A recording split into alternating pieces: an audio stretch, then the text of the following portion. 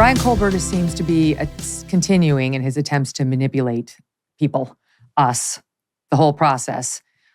He's made a couple of court appearances, and while we don't always get the sound, we get to see him. Sometimes we don't see him. In any event, there was an initial court appearance in Idaho, and I'd love to know what you guys make of this, especially you, Phil. Watch this. Walking in, he's got his orange jumpsuit, sits down next to his female attorney, smiles, shakes his head at her like, yeah, I'm good.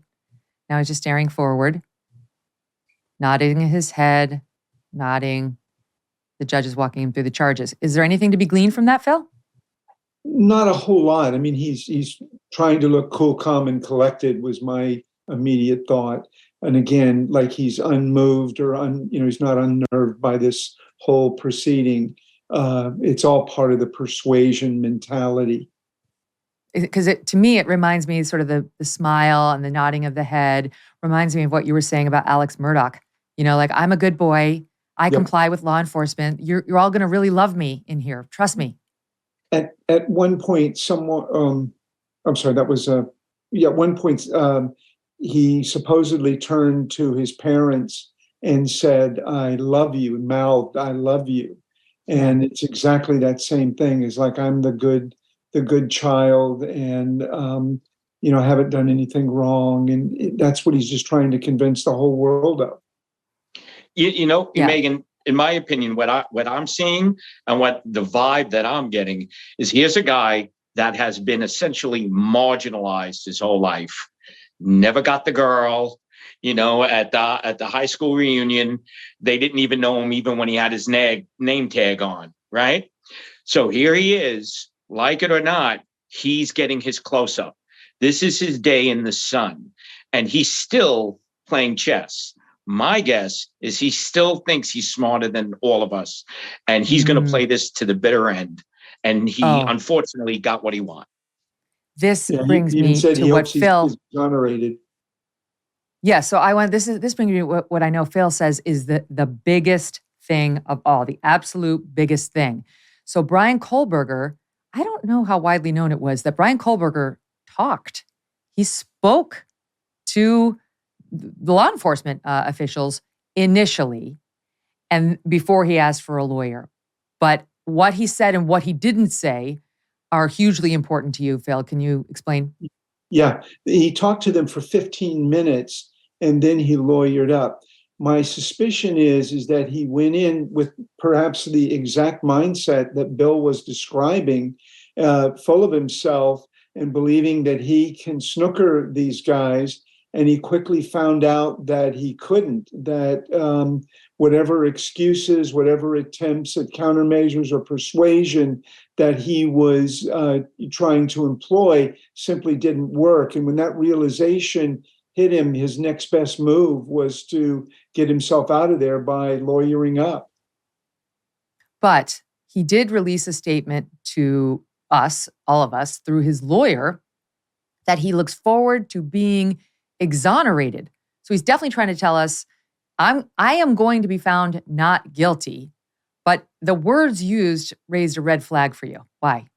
There's something very important missing from that statement, Megyn, and that is, I didn't do it. And it is in their efforts to focus on convincing everybody that they didn't do it, they forget to say, I didn't do it. And wow. it is not a truthful fact for them. In fact, they're dealing mentally with an ugly fact, which is I did do it. And so that gets pushed to the background. And now I have to focus on strategy and how do I get out of this? Oh, we talked about this in the past, but we've talked about how it would be the equivalent of there's a bank robbery and Phil sits down across from me and says, did you do it? And I say, I would never rob a bank. I wasn't raised like that. How dare you ask me that? What was the question again? Like all those things, like red flags, all over it. No, the normal person is like, no, I didn't do it. It's bye. Yeah, it's that convince-convey dilemma that I spoke about earlier when we were talking about Murdaugh. It's that your questions start to put them on the spot and they can't convey because that's bad for them. That brings consequences. And instead they're trying to do everything under the sun to convince you that it wasn't them. Mike, one of the eerie things about that video that we saw of him driving the white Hyundai Elantra with his dad cross country to go back home to the Poconos in the Pennsylvania is that's the getaway car. If what the police are telling us is true, that's the getaway car that he got into after he murdered them. And we're seeing inside of it. We're seeing him. It's eerie, but that car is huge in this investigation.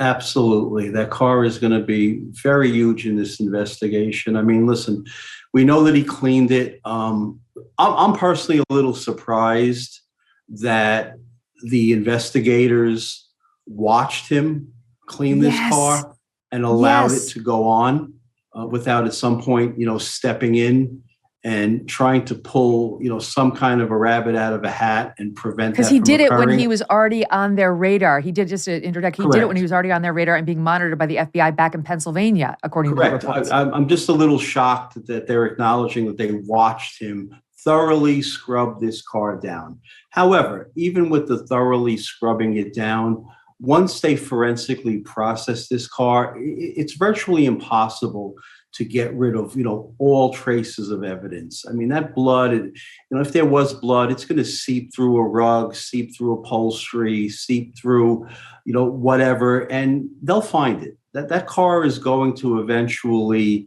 give off some type of evidence that's going to be used against him. But is it possible, Mike, that we are overestimating the amount of blood he would have had on him? Now, I realize the reports of they're saying there was so much blood at the house, it was seeping out of the doors, like the windows, the ways of exiting the house. The same reporter, Howard Blum, who was writing for that airmail, talks about how the first responders who got on the scene talked about how they could smell blood, which I didn't even know was a thing. So I see your point. He probably had some on him. But is it possible we're overestimating that and that there was a way of him not? No, absolutely not. I mean, a crime scene like that, 4 different victims, all that rage, the number of stab wounds, self-defense wounds, somebody trying to fight back, there's going to be blood everywhere. So I don't think we're overestimating at all. He left that crime scene with a lot of blood. Like many people, I am trying to eat healthier these days, and that is why I love good olive oil. And by good, I mean fresh. Olive oil packs the most flavor and healthiest nutrients when it's fresh from the farm. And that is the problem with supermarket olive oils. They're not fresh. They can sit on the shelf for many months growing stale. That's why I like my olive oil direct from small, award-winning farms, thanks to a guy named TJ Robinson, also known as the Olive Oil Hunter. When I tasted TJ's farm fresh oils, I fell in love with their vibrant, grassy, delicious flavors.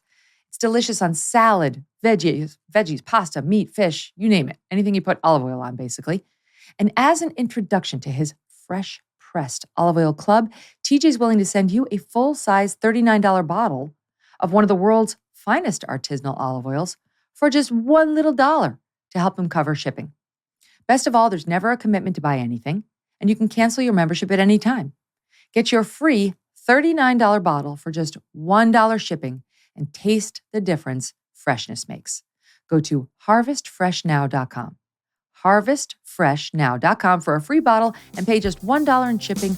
Harvestfreshnow.com.